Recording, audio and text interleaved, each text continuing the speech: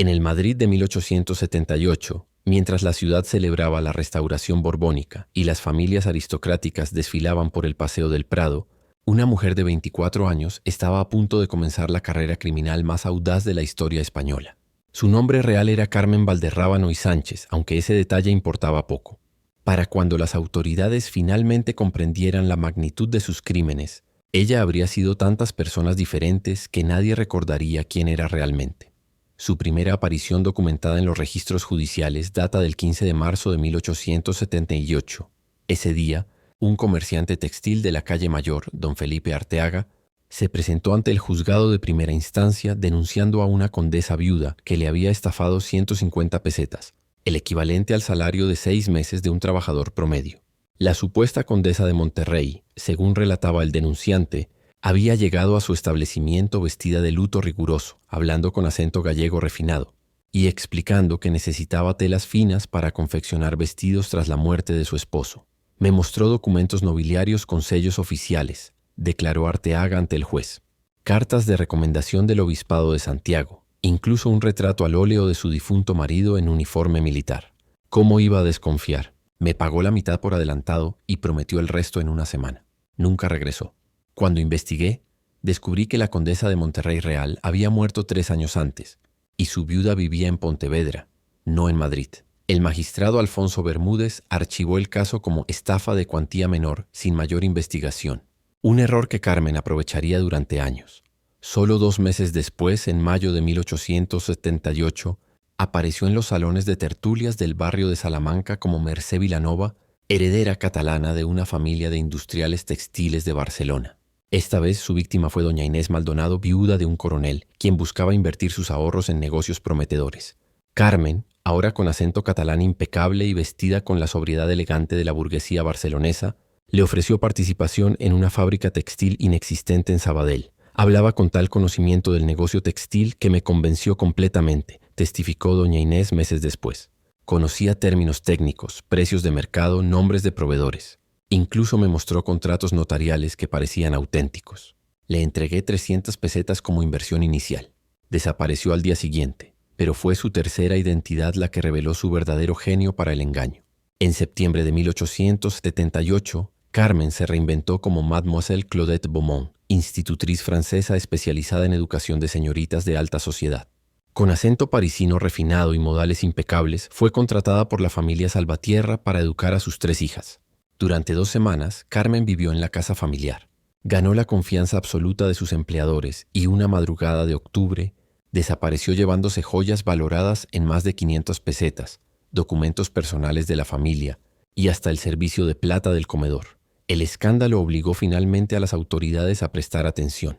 El inspector de policía Ramón Gutiérrez, asignado al caso Salvatierra, comenzó a notar un patrón inquietante al revisar denuncias archivadas. En su informe del 3 de noviembre de 1878 escribió: «Sospecho que estamos tratando con la misma delincuente operando bajo múltiples identidades. Las descripciones físicas coinciden.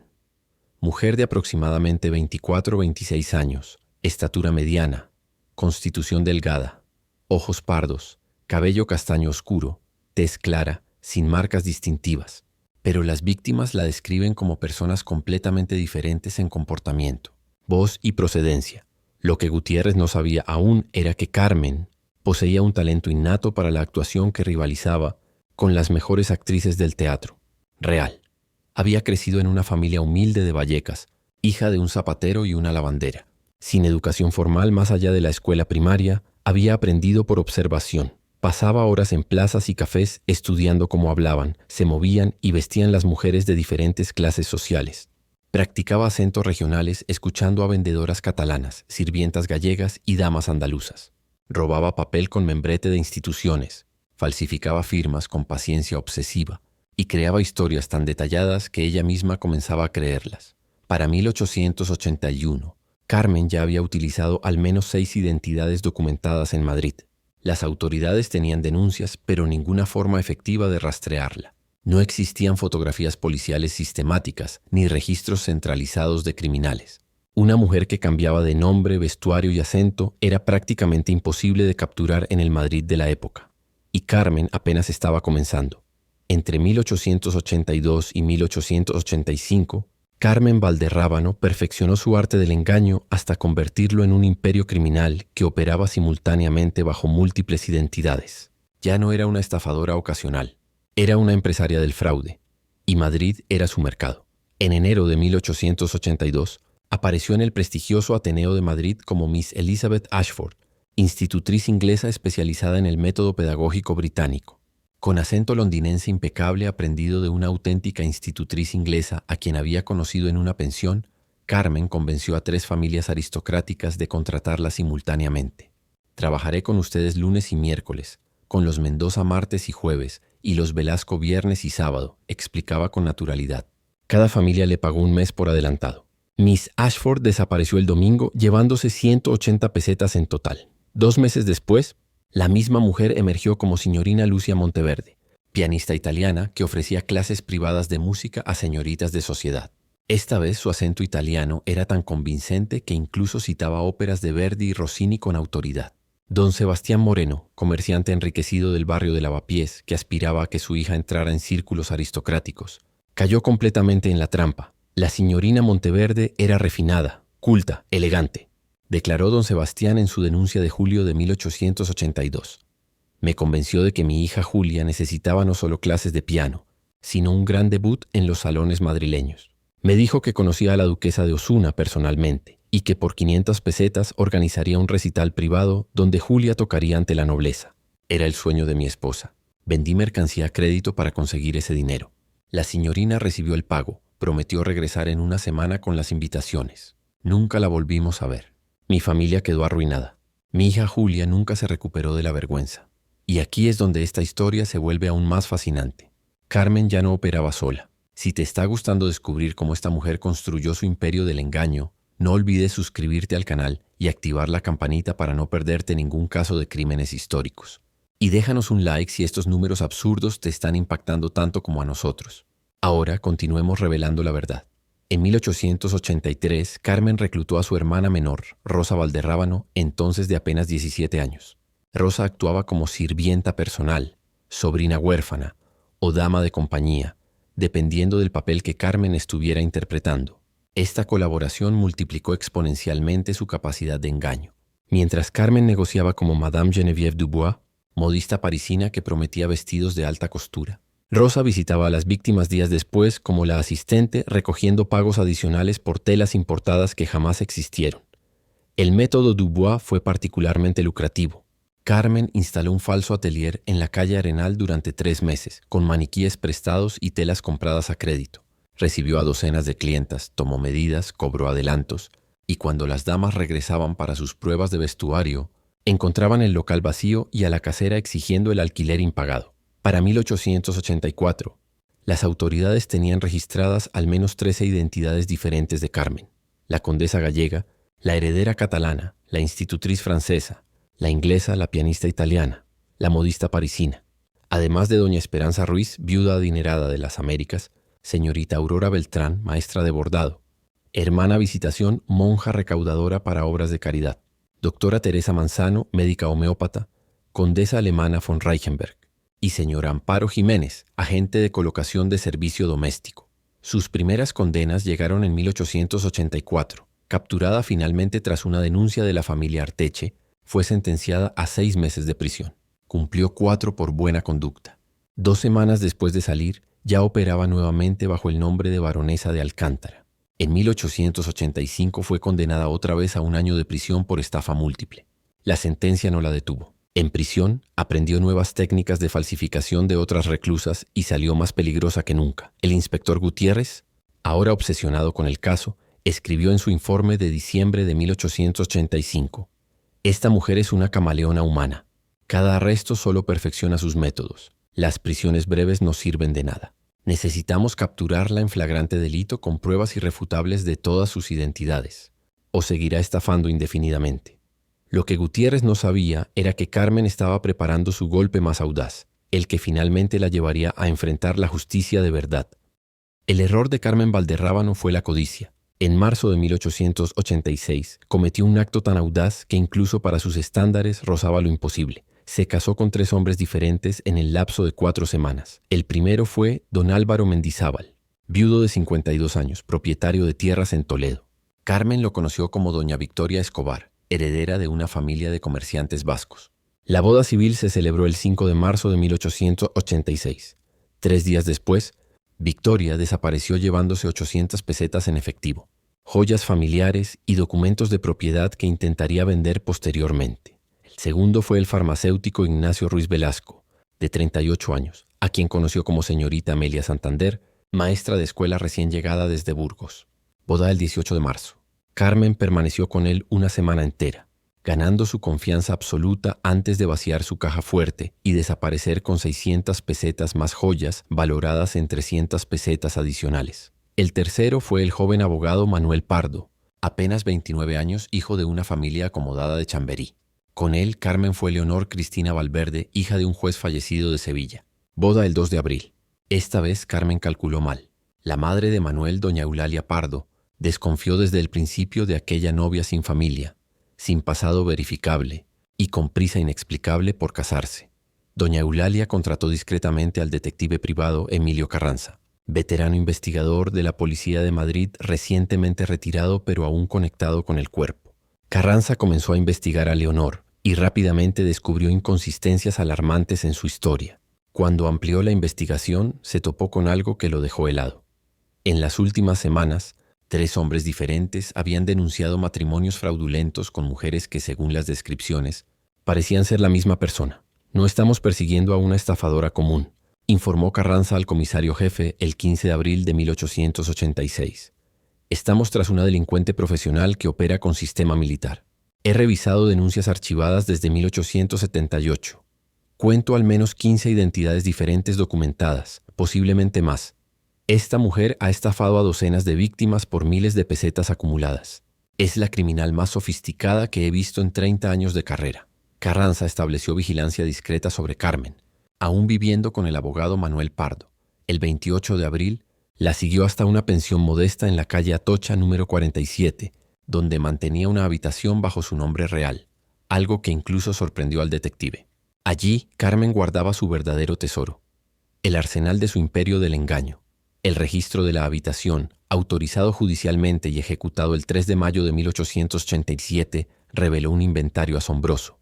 Había 6 baúles grandes conteniendo 17 vestidos completos de diferentes estilos y clases sociales, desde trajes de luto de viuda aristocrática hasta uniformes de institutriz, pelucas de diversos colores y estilos, maquillajes teatrales profesionales, 32 documentos falsificados incluyendo certificados de nacimiento, cartas de recomendación de obispos, contratos notariales, títulos nobiliarios, diplomas universitarios y hasta un certificado de defunción falso a nombre de un esposo inexistente.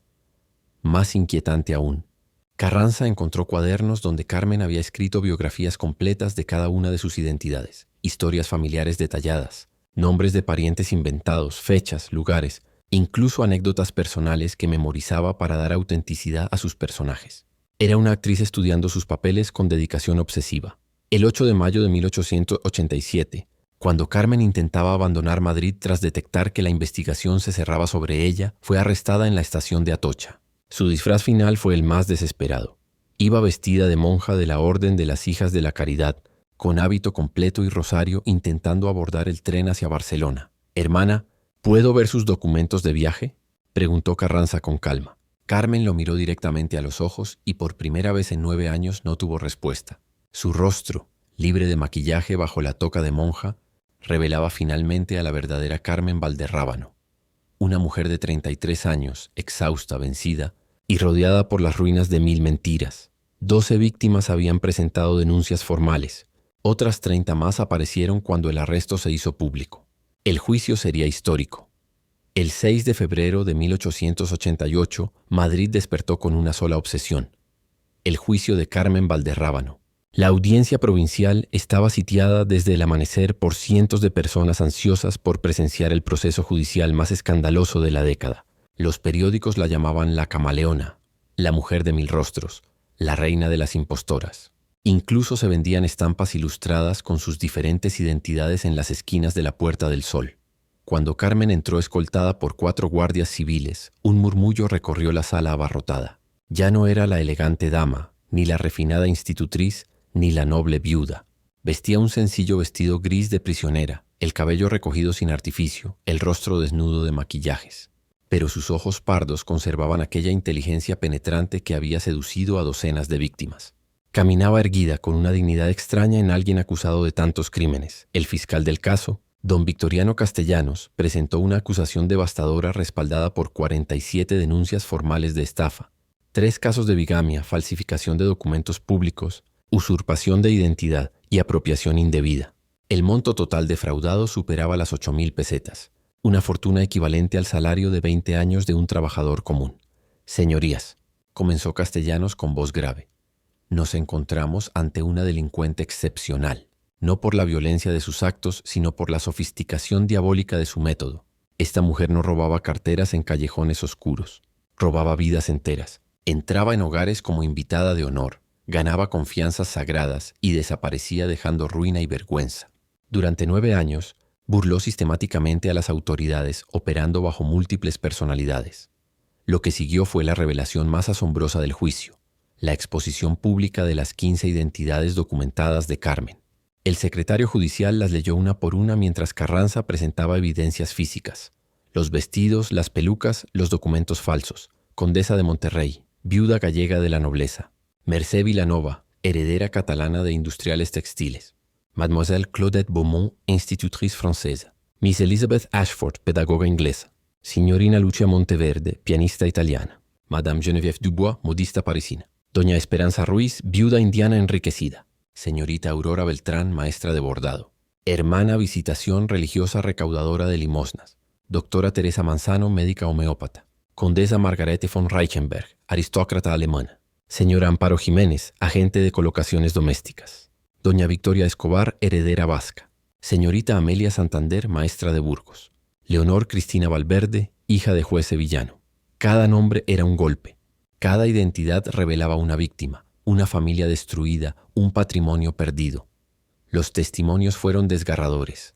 Don Sebastián Moreno, el comerciante arruinado por la falsa pianista italiana, lloró abiertamente mientras relataba cómo su hija Julia había intentado suicidarse de la vergüenza. Doña Inés Maldonado, la viuda del coronel estafada en la inversión textil inexistente, admitió que había perdido no solo sus ahorros, sino su reputación social.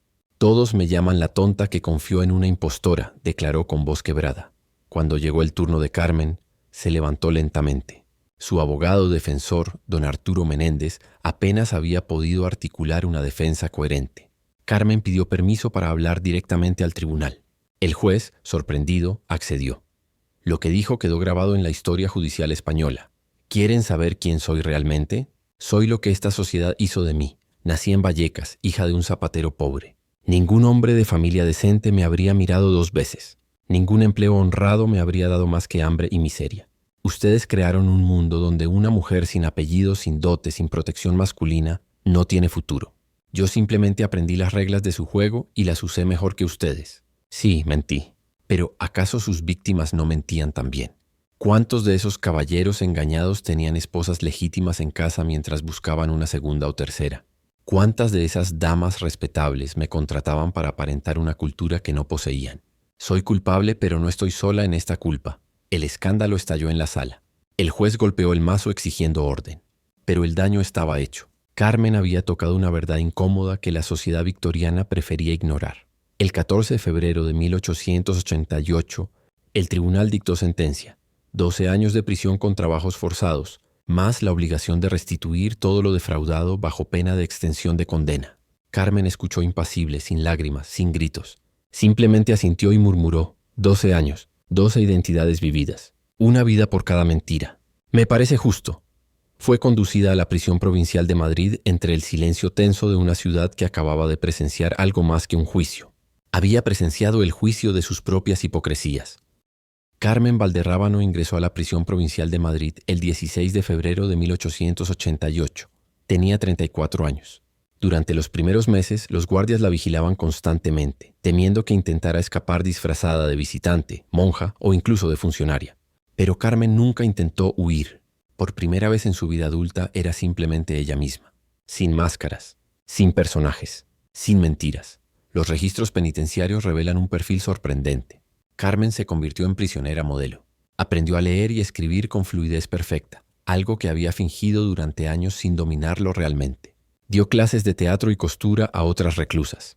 El capellán de la prisión, padre Anselmo Carvajal, escribió en 1892: «La reclusa Valderrábano posee una inteligencia superior a la mayoría de mujeres educadas que conozco. Es una tragedia que tal talento se haya desviado hacia el crimen. Si hubiera nacido en otra clase social, podría haber sido actriz, escritora o profesora universitaria». Cumplió 12 años exactos. Ni un día más. Su comportamiento impecable no le otorgó reducción de condena, pero tampoco extensiones. El 16 de febrero de 1900, Carmen Valderrábano salió libre de la prisión provincial. Tenía 46 años, el cabello completamente gris, el rostro marcado por la edad y el encierro. Era irreconocible comparada con la joven camaleona de 1878. ¿Qué hizo después? Los registros se vuelven escasos. Trabajó brevemente como costurera en un taller de lavapiés bajo su nombre real. Vivía en una pensión modesta, pagaba su alquiler puntualmente, asistía a misa los domingos. Una vida anónima, invisible, honesta. Durante 3 años, Carmen Valderrábano fue simplemente una mujer mayor intentando sobrevivir en el Madrid del cambio de siglo. Pero en julio de 1903, su nombre reapareció una última vez en los registros policiales. Una denunciante, viuda reciente, alegó que una mujer llamándose Condesa de Alarcón le había ofrecido inversiones en bonos del gobierno. La descripción física coincidía. Mujer de aproximadamente 49 años, cabello gris, constitución delgada. Pero cuando la policía la arrestó, algo había cambiado. La magia se había roto. Ya no funcionaba, declaró el detective que la interrogó. Su voz temblaba. Sus documentos falsos eran de calidad amateur. Sus historias tenían inconsistencias obvias. La víctima desconfió desde el primer momento. Era como ver a una actriz envejecida intentando interpretar papeles de juventud que ya no le corresponden. La soltamos con una advertencia severa. Nunca volvió a aparecer en nuestros registros. Carmen Valderrábano desapareció de la historia después de 1903. No hay certificado de defunción bajo su nombre en Madrid. Posiblemente murió en la pobreza. Quizás regresó a Vallecas. Tal vez se mudó a otra ciudad bajo un nombre que esta vez mantendría hasta su muerte. La mujer de 1000 rostros se esfumó en el anonimato definitivo, pero su legado perduró.